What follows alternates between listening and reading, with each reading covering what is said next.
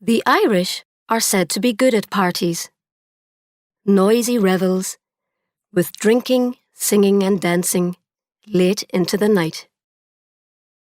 But Mary, 17, and living on a lonely farm, has no experience of them. And as she cycles down the mountain road to her first party in the town, she is full of hopes and dreams and expectations. Mary hoped that the ancient front tire on the bicycle would not burst. Twice she had to stop to put more air in it, which was very annoying. For as long as she could remember, she had been putting air in tires, carrying firewood, cleaning out the cowshed, doing a man's work. Her father and 2 brothers worked for the forestry company, so she and her mother had to do everything. And there were 3 children to take care of as well. Theirs was a mountainy farm in Ireland, and life was hard. But this cold evening in early November, she was free. She rode her bicycle along the road, thinking pleasantly about the party. Although she was 17, this was her first party. The invitation had come only that morning from Mrs. Rogers, owner of the commercial hotel. At first, her mother did not wish Mary to go. There was too much to be done, soup to be made, and one of the children had earache and was likely to cry in the night. But Mary begged her mother to let her go. What use would it be? Her mother said. To her, all such excitements were bad for you, because they gave you a taste of something you couldn't have. But finally, she agreed. You can go as long as you're back in time to milk the cows in the morning, and don't do anything foolish, she said. Mary was going to stay the night in town with Mrs. Rogers. She had washed and brushed her hair, which fell in long dark waves over her shoulders. She was allowed to wear the black evening dress that an uncle had sent from America years ago. Her mother said a prayer to keep her safe, took her to the top of the farm road, warned her never to touch alcohol, and said goodbye. Mary felt happy as she rode along slowly, avoiding the holes in the road, which were covered with thin ice. It had been very cold all day. At the bottom of the hill, she got off and looked back, out of habit, at her house. It was the only one on the mountain, small and white, with a piece of land at the back, which they called the vegetable garden. She looked away. She was now free to think of John Rowland.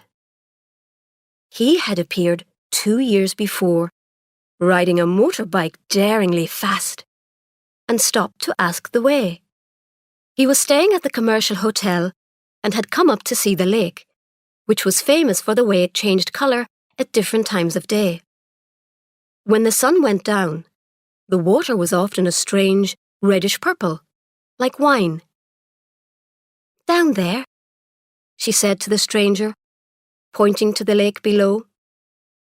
Rocky hills and tiny fields of bare earth dropped steeply towards the water.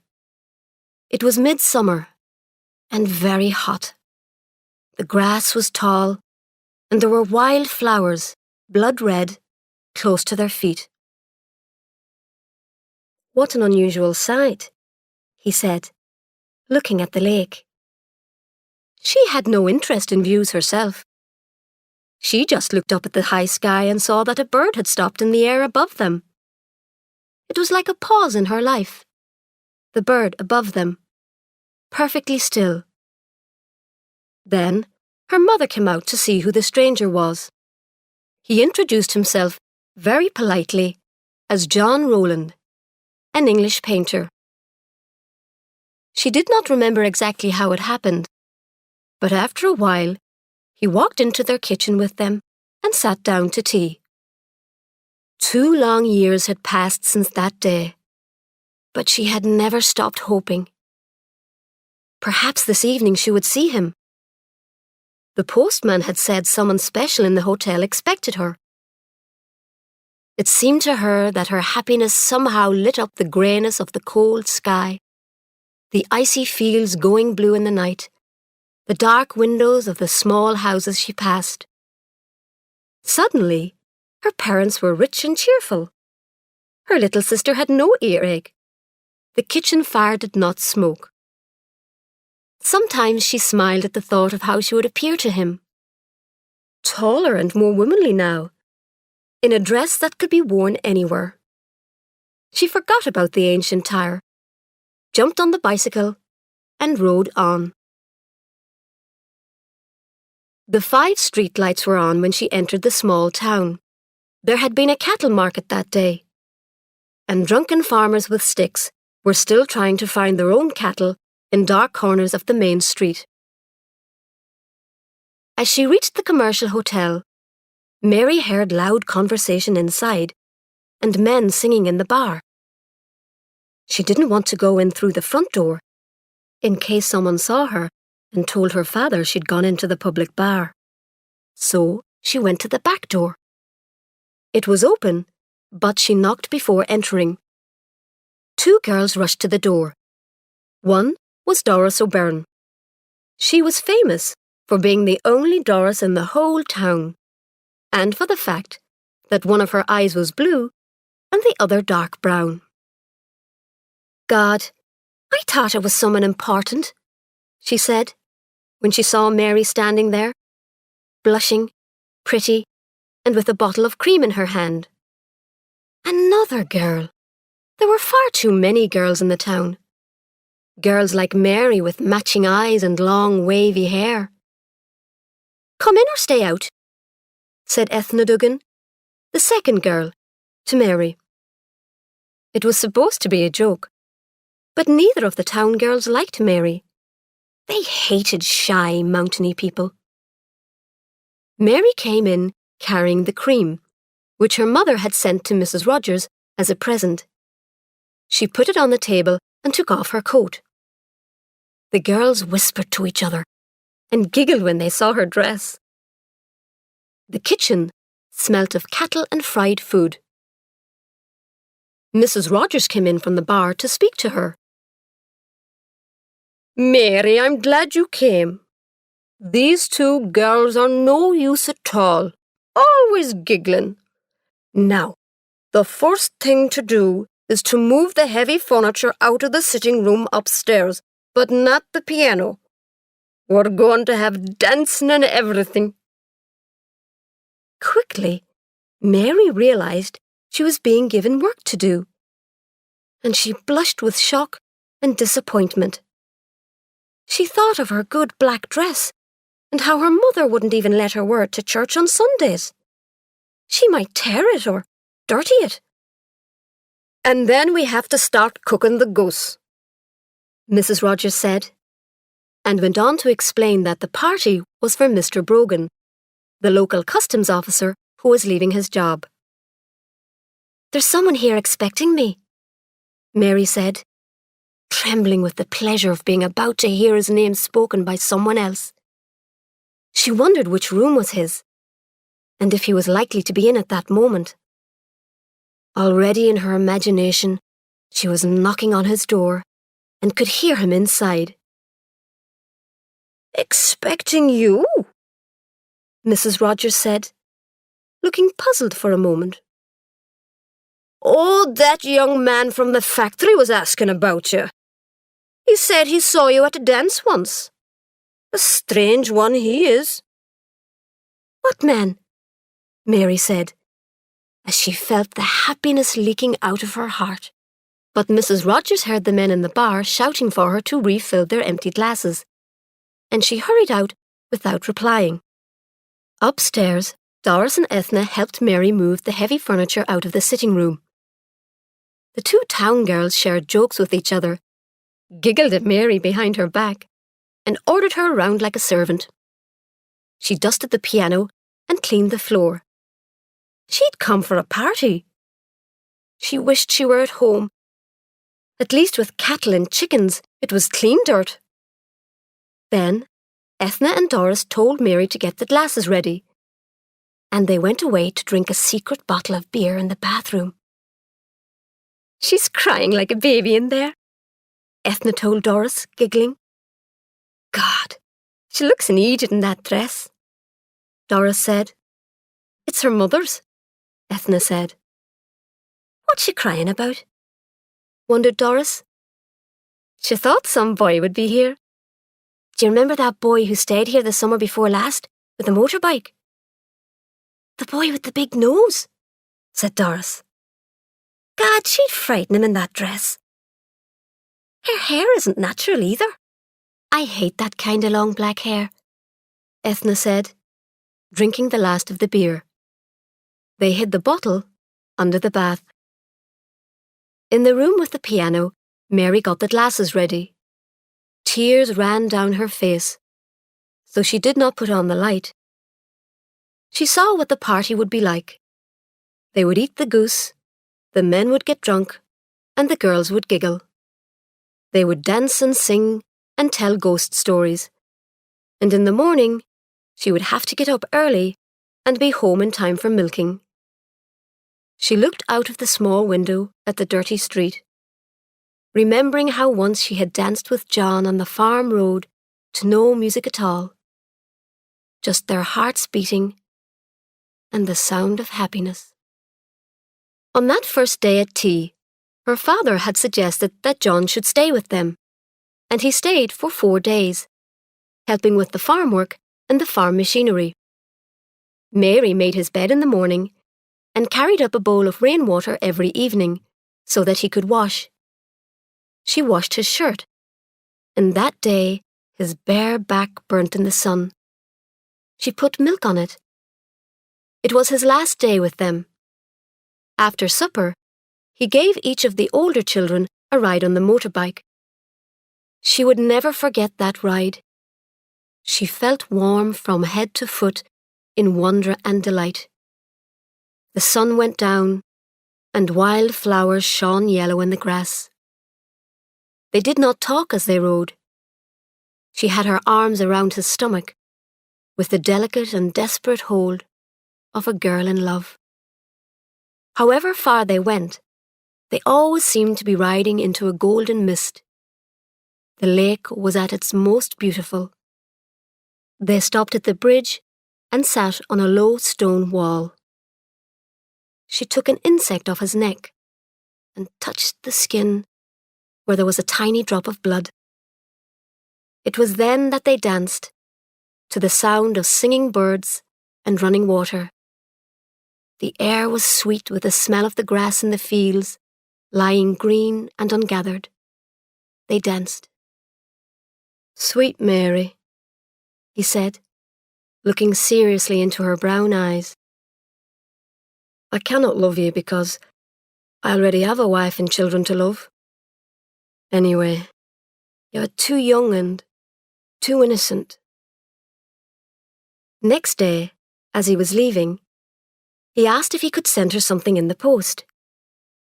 It came 11 days later, a black and white drawing of her, very like her, except that the girl in the drawing was uglier. "That's no good for anything," said her mother, who had been expecting a gold bracelet or necklace. They hung it on the kitchen wall for a while, and then one day it fell down. Someone, probably her mother, used it with a brush for collecting dirt from the floor. Mary had wanted to keep it, to put it safely away in a drawer, but she was ashamed to. Her family were hard people, and it was only when someone died that they ever cried or showed much feeling. "Sweet Mary," he had said. He never wrote. 2 summers passed.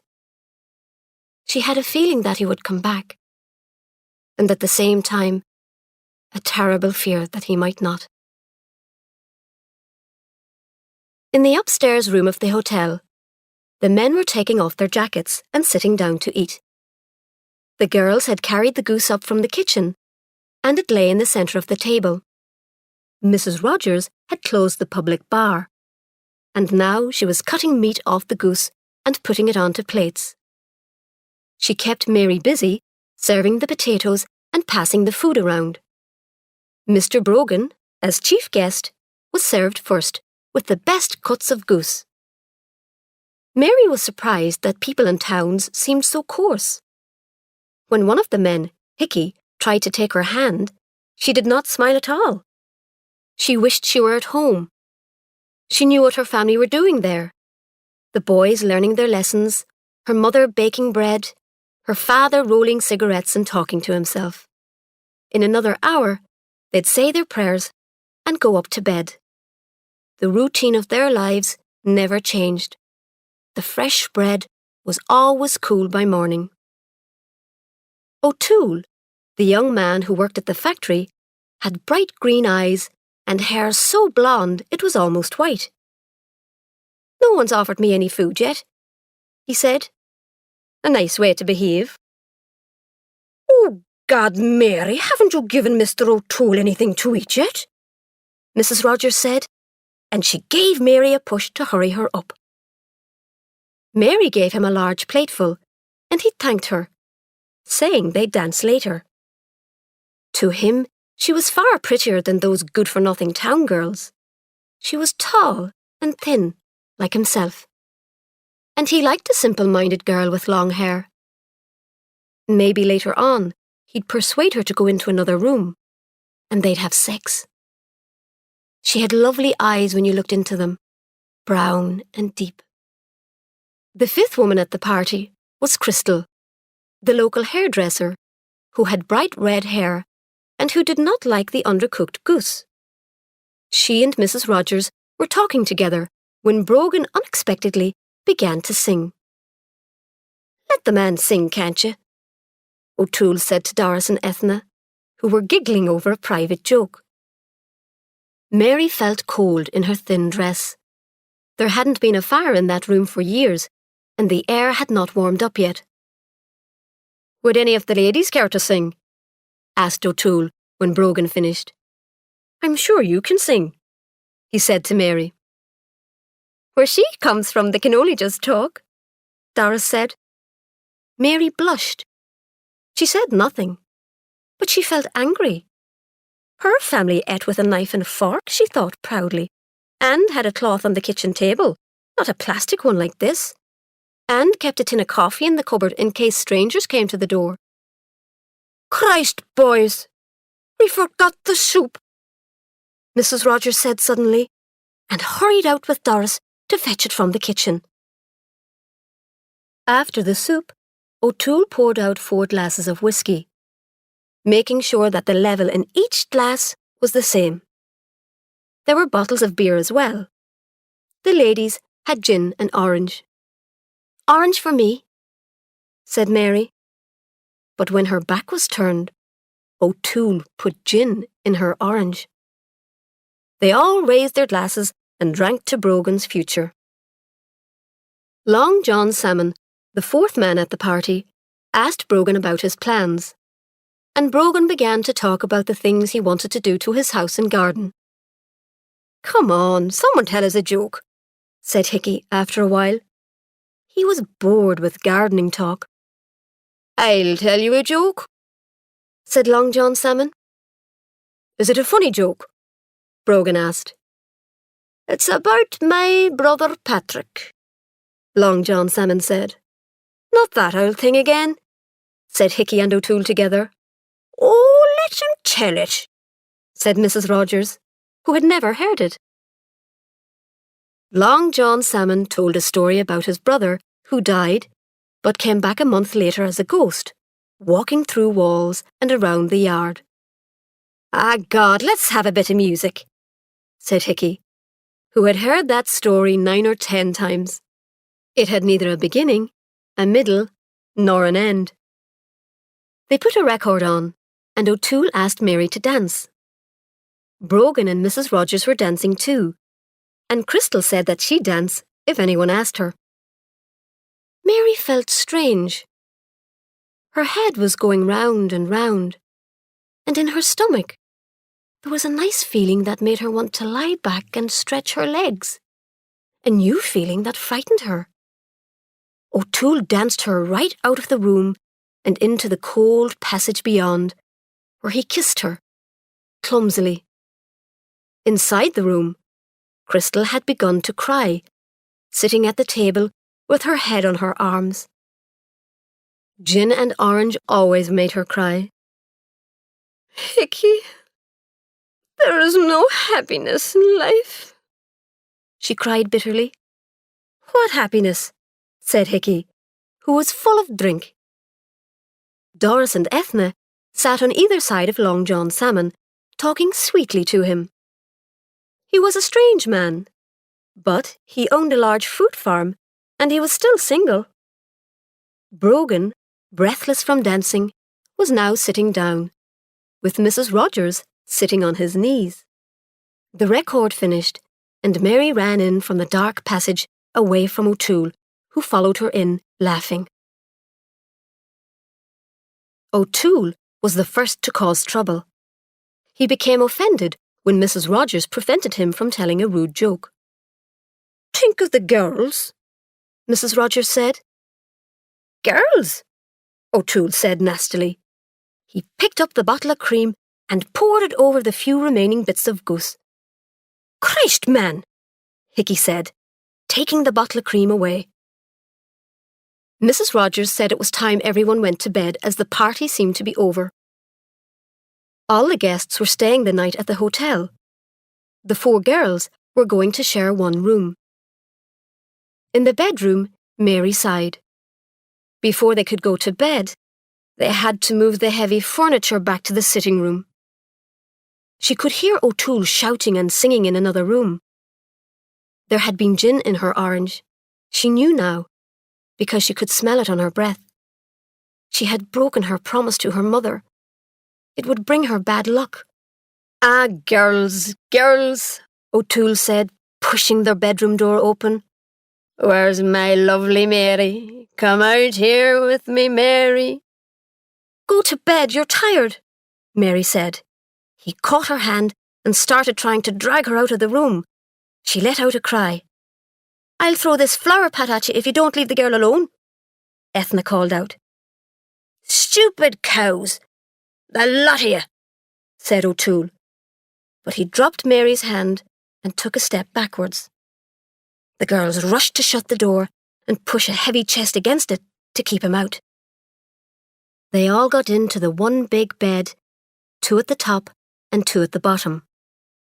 Mary was glad to have the other girls with her.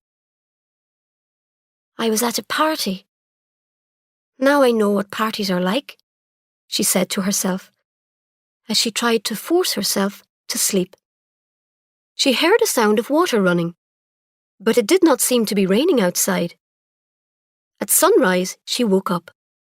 She had to get home in time for milking, so she put on her dress and shoes and went downstairs. There was a strong smell of beer. Someone, probably O'Toole, had turned on the taps in the bar, and beer had flowed out of the bar and into the kitchen. Mrs. Rogers would kill somebody. Mary picked her way carefully across the room to the door. She left without even making a cup of tea. She found her bicycle, but the front tire was flat, so she walked rapidly, pushing the bicycle. The frost lay on the sleeping windows and roofs. It had magically made the dirty streets look white and clean. She did not feel tired, but simply pleased to be outside, as she breathed in the beauty of the morning. Mrs. Rogers woke at 8 and got out of Brogan's warm bed. She smelt disaster instantly and ran to call the others. The girls were made to get up and help clean the floors. Hickey, who had by then come downstairs, said what a shame it was to waste good drink. O'Toole, the guilty one, had left early. "And where's the girl in the black dress?" Hickey asked. "She ran off," Before we were up, Doris said. They all agreed that Mary was useless and should never have been asked. And she was the one who encouraged O'Toole and then disappointed him, so he got angry, added Doris. I suppose she's home by now, Hickey said. Mary was half a mile from home, sitting on the grass. If only I had a boy. Someone to love. Something to hold on to, she thought, as she broke some ice with her shoe and watched the crazy pattern it made. The poor birds could get no food, as the ground was frozen hard. There was frost all over Ireland, frost on the stony fields, and on all the ugliness of the world. Walking again, she wondered if and what she would tell her mother and her brothers, and if all parties were as bad. She was at the top of the hill now, and could see her own house, like a little white box at the end of the world, waiting to receive her.